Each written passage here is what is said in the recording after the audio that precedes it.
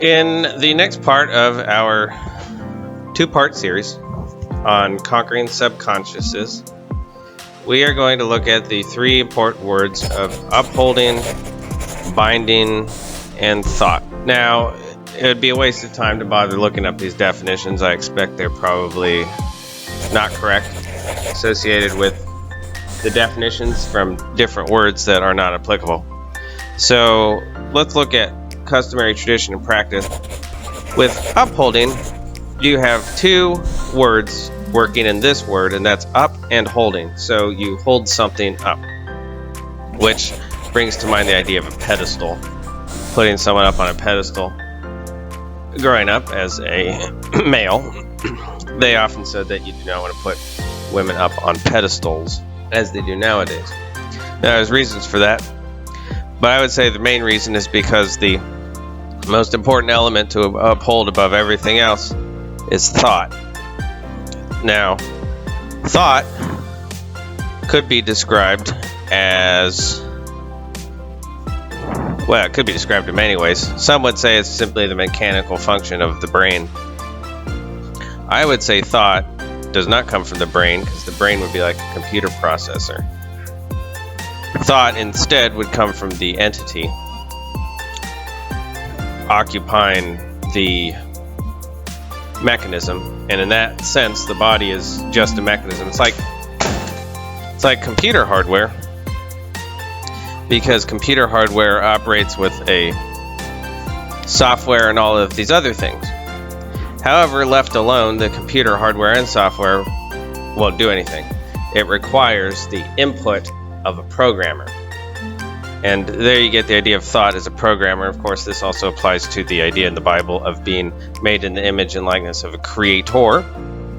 Now, we are all creators, but to create something, you first must think about what you are creating, and therein we get some idea of what the word thought means, but it could mean many things. Whereas upholding is pretty straightforward as a concept, holding something up above others or other things.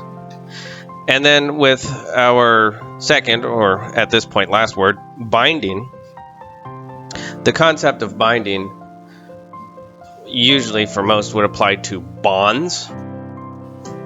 Now you have bearer bonds, and then you have bonding for somebody who is going through the current fraudulent court system that we have today, which is not constitutional.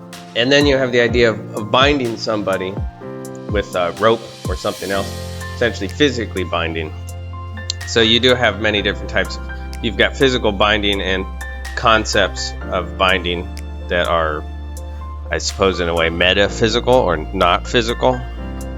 It's not rope, so like an oath would be a non-physical binding.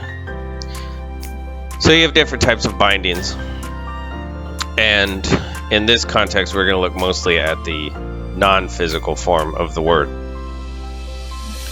Now, Bruce Lee explained thoughtfulness in the idea of a cup. If a cup is full, you cannot add any more water. And this is the reason why somebody who believes they know everything already can't learn anything else. Their cup is full. So the only thing that you can do is empty the cup some ways, and then you can add more water. That's essentially the idea. In order to, it is said within true martial arts circles, not the arbitrary hierarchical ones that have been constructed, also part of a binding system. But it's said that a true master is somebody who learns they'll never stop being a student. So when you master martial arts, you understand that you still have more to learn, and you'll never stop learning. To stop learning would mean you have a full cup, and it would also mean stagnation. And it would mean that if somebody else continues learning beyond you, they would become superior, of course. In practicality, we follow a lot of arbitrary customs and ideas, and superiority in practicality is far different than superiority in title. So you have a lot of people that are given titles, but they're not practically superior, and that is evident to most people. And those individuals often are not followed, and in order for them to gain any sort of semblance of authority, they usually have to in place force or fraud or something else, because they cannot practically occupy the position or title that they're given. Whereas somebody who can practically occupy it might not be given the title, but they'll be doing it anyway, because they practically speaking, they can occupy the position. Now, with the binding concept, the fictional book Sabriel, written by Garth Nix allegedly, is a very good example that explains how binding works. In it, the book uses the lens of magic to explain this, and there's one word that is very important that is used, and that is charter magic. Charter magic in the book is where a certain number of symbols are made in an effort to bind free magic. Now, free magic is about what you would get as nature, but nature does not quite describe it. Free magic is simply something that is unbound. It is neither evil nor good. It could be destructive or it could be helpful. In later works, however, likely not written by the original author, free magic is represented as something evil, sort of like demons or whatnot. But in the original book, it's best represented through an aide called Mogget, who was a cat. And a cat could perfectly embody the idea of free magic. Hence the reason, probably, at least why witches have cats. A cat is neither evil nor good, as most people know. Cats do a lot of things that are irritating, but at the same time, they're adorable and can be helpful companion. So it's sort of there's a balance. You have to know what you're dealing with. Is the idea. Now, the reason why the charter magic is important in this book is because charter is a very common and foundational binding mechanism of modern culture.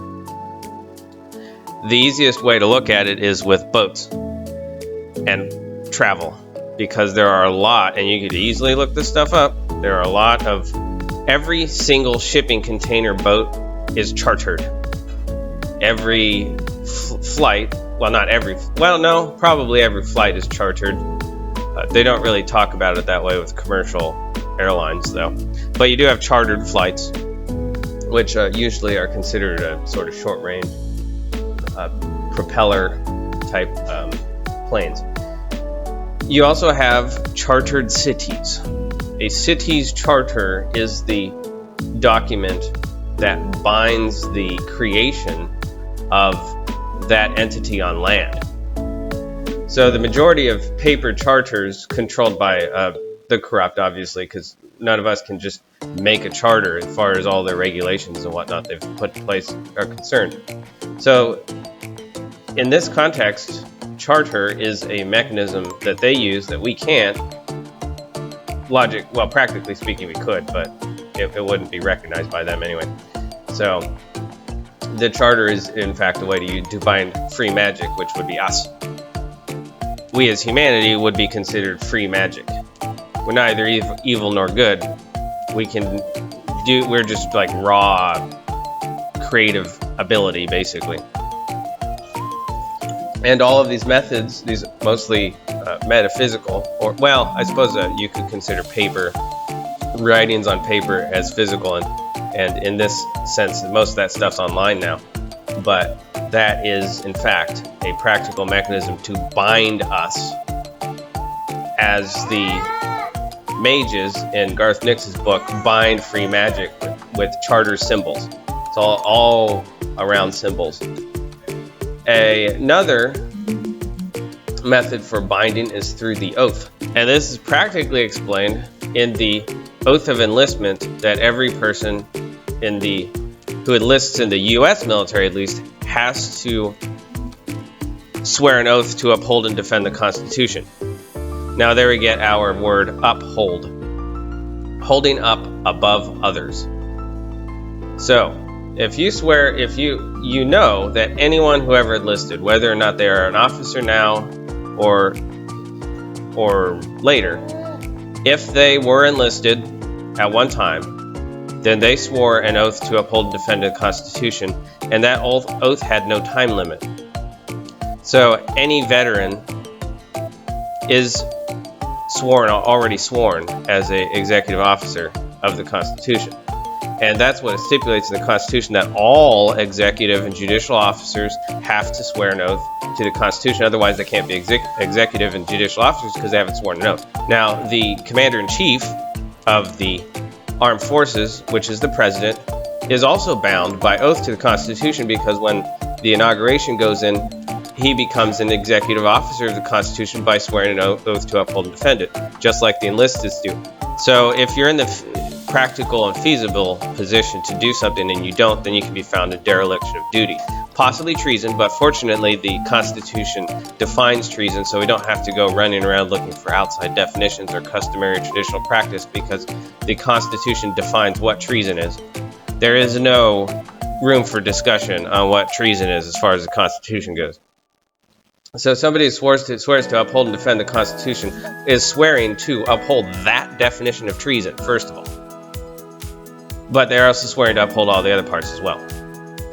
Which means that if you go to somebody who swore an oath to uphold and defend the Constitution, they refuse to do that basically, then they're in dereliction of duty. That can be tried by a military tribunal, lawfully. That's due process as far as the Constitution is concerned. So it would be good to notify a lot of these people that do not uphold their oaths, that they're bound by oath to do this. Now, one of the methods used to bind martial arts and obstruct entry to regular people, so to speak, essentially binding it in one of two ways. It's either bound from entry or it is bound to be the tool of others. And one way this is done is, of course, through regulation, and that would include the belt system. And here we get into our concept of upholding. One side today is easily identifiable from the other, and there are two general sides. One side upholds image over thought, and the other side will uphold thought over image. Here's the reason why. Because if you uphold thought is the creation of image. First, an image has to be thought of to be created. And if you uphold image over thought, then you won't create anything. Because the images that you're upholding over thought, so an image would come first before thought, and that obviously is not how thought works and images. So, and then the concept behind that is to establish the following of image over thought. So whoever controls the image controls your movement and everything else. Hence why people that follow images are usually not very creative. One of this following of images is found in the arbitrary binding of the belt system in martial arts, where the belts are colored. And this concept was explained in the movie The Karate Kid, mostly the reason why it was so popular, where the teacher of the student, and this is of course the original Karate Kid, not the revisionist, the newer version attempting to change that one specific subject was attempted to be changed in the newer version, and that is the master was taught by his father, who was a fisherman. His father was not some gym leader, didn't have any sort of special training, and didn't have any wealth. He was a fisherman, you know? So fisherman is it's considered low-level labor. So you don't make a lot of money, you're very humble in your position and all that stuff. And so this karate master was trained by a fisherman, and he was superior to others, and he was trained for a practical purpose and not to gain some sort of colored belt or do something else that's completely ridiculous. But the coloring of the belt's important because it's all about following an image. It's the color of the belt that gives the master power and not practical ability. So when the master walks around, everybody points out that it's a black belt. They don't point out the amount of years spent training. Doesn't point out any of that stuff. Points out that it's a black belt. You could have somebody who has spent 20, 30 50 years as a white belt, right? And they're far more skilled than a black belt, but they won't get anywhere in the martial arts world because they can't go around talking about how they have a black belt. Mr. Miyagi in The Karate Kid would not have been considered a black belt because he was not awarded a black belt within the regulatory system of martial arts. He was superior to black belts, but if he had entered into a dojo to learn from an inferior teacher, is just, that idea is really, really strange. If he did that, then he would have had to put on the white belt. Very odd. So, the belt system is an example of that. But the easiest example, of course, is with the flag that matadors use when they're, or a bullfighter uses against a bull. Flapping and waving the red flag to get people to follow it, and that, of course, you can find repeated in the way that they control our movements on the highways using different colors on the red, green, and, of course, yellow on the signs and lights and whatnot. And then there's all these facades and illusions that are constructed to follow, and if you follow the image as you're trained to do in most of their systems, then you'll never create your own, and you won't understand the importance of thought. In this context, the side that is thought would probably lean more towards organic development, leaving something to organically develop, such as a gardener might spend some time tending to a garden, but mostly they'll leave it alone to grow. The school system doesn't do that. The school system is extremely hierarchical, and it is the antithesis to organic development. Instead of guiding a student somewhat and then leaving that student alone to grow, the school system defines every single level of that student's life so that when they grow up, they will be very easy to manipulate through orders and direction. And one of the ways they do that is obvious in the bells. When they ting a bell for recess or to change classes, and then they're corralled into prison cells, basically, their classrooms, where they constantly have a teacher around. That is far from organic. So there's one thing that you can always tell from one side or the other. One side puts an emphasis on organic and therefore thought, and the other side puts an emphasis on hierarchical structure and therefore image.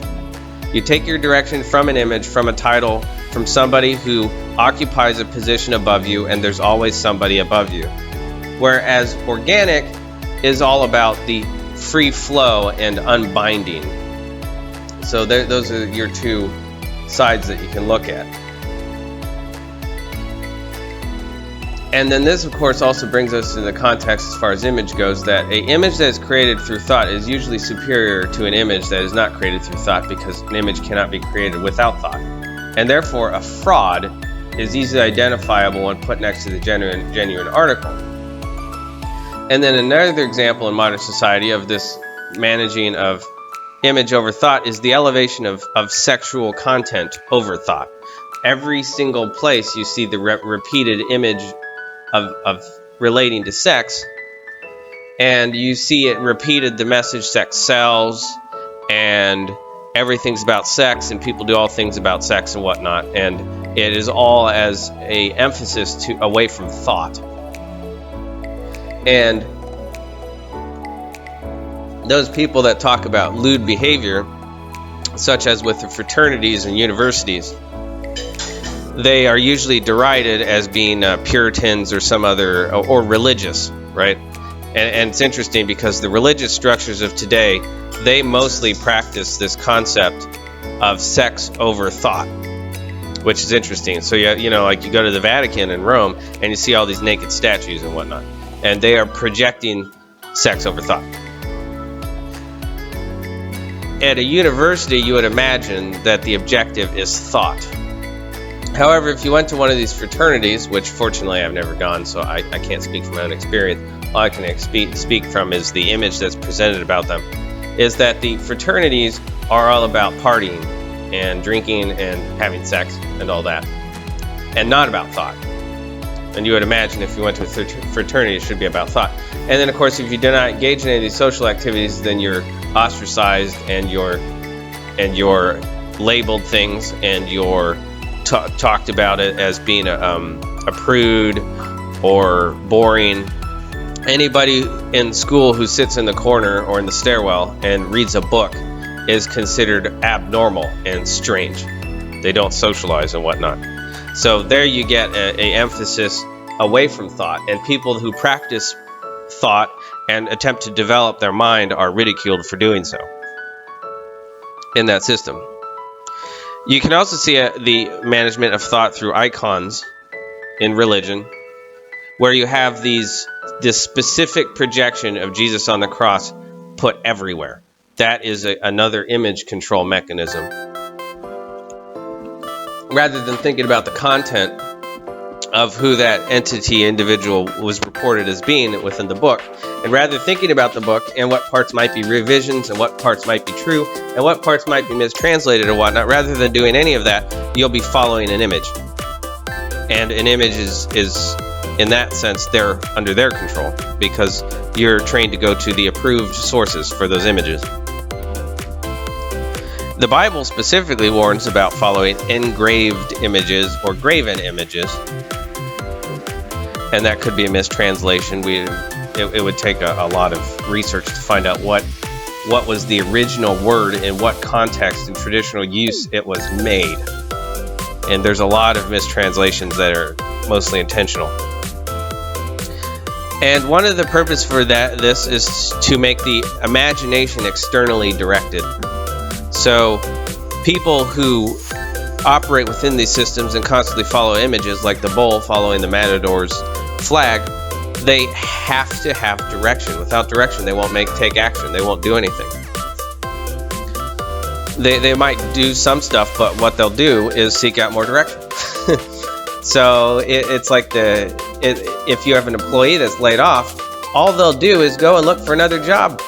And now let's say that they're on a blacklist and they can't find another job. Well, they'll just keep looking, because rather than maybe make their own job or do their own thing or try to build a business. And then even doing that, they go and ask permission for regulations and whatnot. They go and they go and file their business, and they follow all of these laws, which are not laws, by the way, because they're not constitutional. So they're not really laws, because as far as the Constitution goes, it says it will be the supreme law of the land. No treaties, no regulations, no policies. If it violates the Constitution, it's not lawful. It's not legitimate. And going and asking permission from people that have not sworn an oath to the Constitution is going to authorities that have no legitimate authority to do what they're doing. And so that's how the system's set up. It's all about obfuscating the Constitution and ensuring that people follow images over thought, so that they don't realize that they're following false images. As the Bible stipulates, false images. False gods is what it's usually translated to, but could be. Who knows? A lot of revisionism.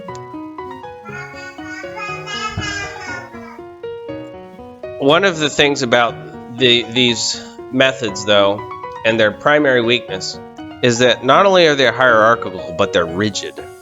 They don't change, and they're not creative. Inherently, anybody in that system and all of the creative ability that is drawn from all their followers of people running around following images is that there's no creativity, because they dampen the creativity through emphasis over image versus thought. If you don't have thought, and you don't have creativity, and you don't have new creation of images, and hence you get a stagnant, and that becomes a stagnation, and that becomes apparent to everyone.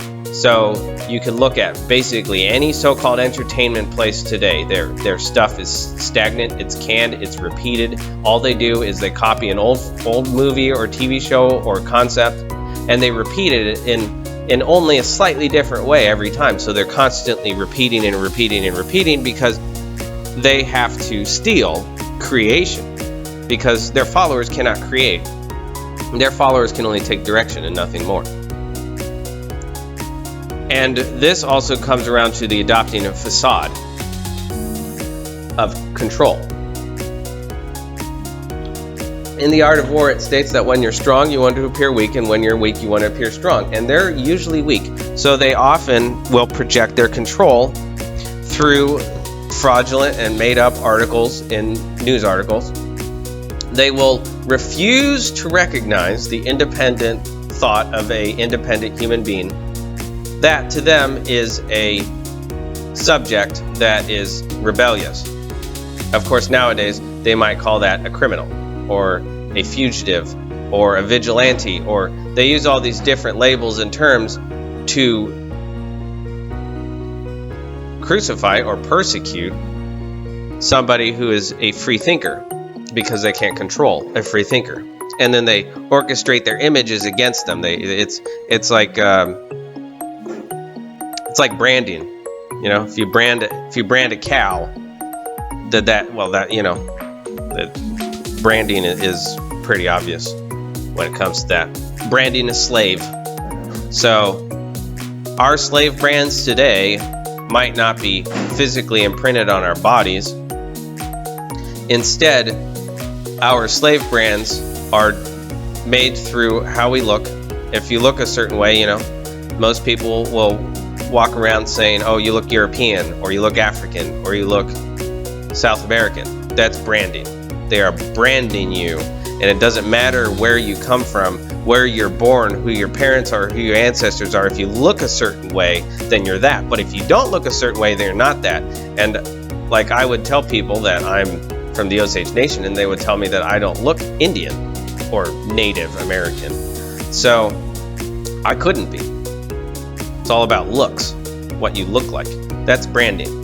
Another way that we're branded is through paperwork and documentation. You always have to carry your papers everywhere. It's either a driver's license or a passport or something. That is, in fact, you branding yourself on their behalf. And you're controlled to do it through habit. So none of us are free because we're all branded as essentially slaves and property of this system, which is based off of fraudulent images and pretend. And once you realize what the Constitution states, you know what it means, and you think about what it means, you start realizing that the people that parade themselves around as authority of the Constitution are not. They are not, and even if they did swear an oath to it, most of them are not following it. And then another way that they maneuver image is by making subjects look boring in school. And one of the easiest way to look at this is through the lens of math. Mathematics in school is the following of arbitrary exercises, endless repetition, and doing things that don't have any practical use, such as algebra. Algebra in math class is an entirely useless exercise. And even if somebody comes out and starts using algebra practically, they won't think about it in the context that's taught in school. And the reason for that is because school is designed to break you down to follow images in arbitrary direction, to become a tool. A practical example of how you could learn how to do algebra in the real world would be through learning how radio frequency works, building antennas, and even with that, you need to have a license. And they restrict your ability to practice and learn these things through licensing and other methods, which are also binding mechanisms.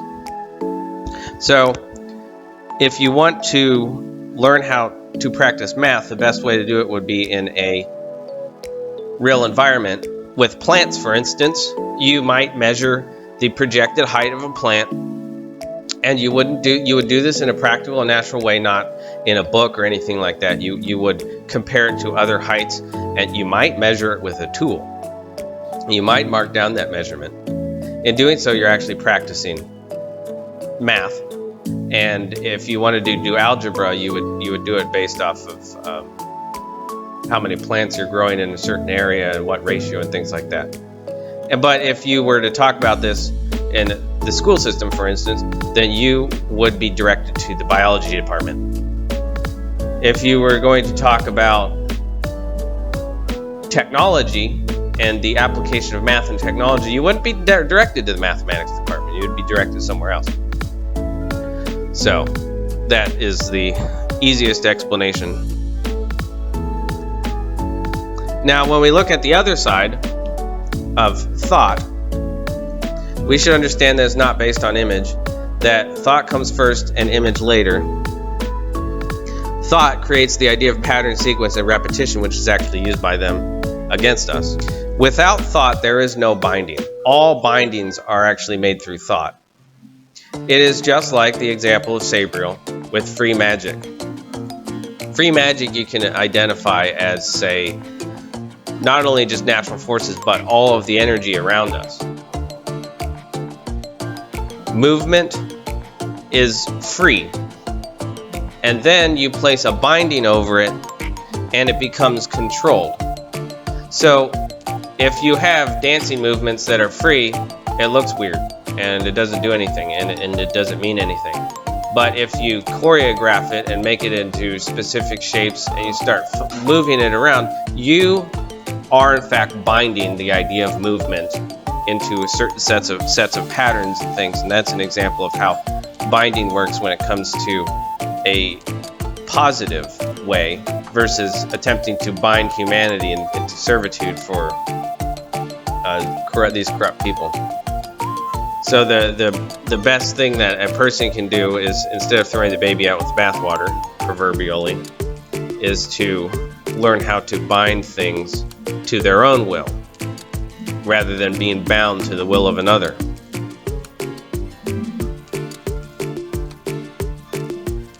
And then that also comes into the concept of limits. As Bruce Lee said, there are no limits except the ones you put on yourself. When you put limit on yourself, such as saying I cannot do something, rather than saying how could I do that, you bind yourself. And most people will say, oh, I can't do that, I don't have the degree, I can't do that, I don't have the license, I can't do that, I don't have the money. They don't think about possible alternatives, or perhaps if there's a different way they could do it, they'll simply state that they can't do it. And that is a limit. They bind themselves to that limit themselves. It's not actually, none of this stuff is actually done practically to us. We do it to ourselves. We're taught to do it to ourselves. It's like the example of the elephant who, as a baby, learns that he can't break a rope binding. And then when that elephant becomes an adult, having learned as a baby that he can't break that rope binding, will never attempt to do so, even though the elephant is enormous and could snap it with no problem. That is the easiest example when it comes to limits. Not being inherent, but being created, and we bind ourselves to them, and we learn from a young age to do this. Mostly through the school system, however.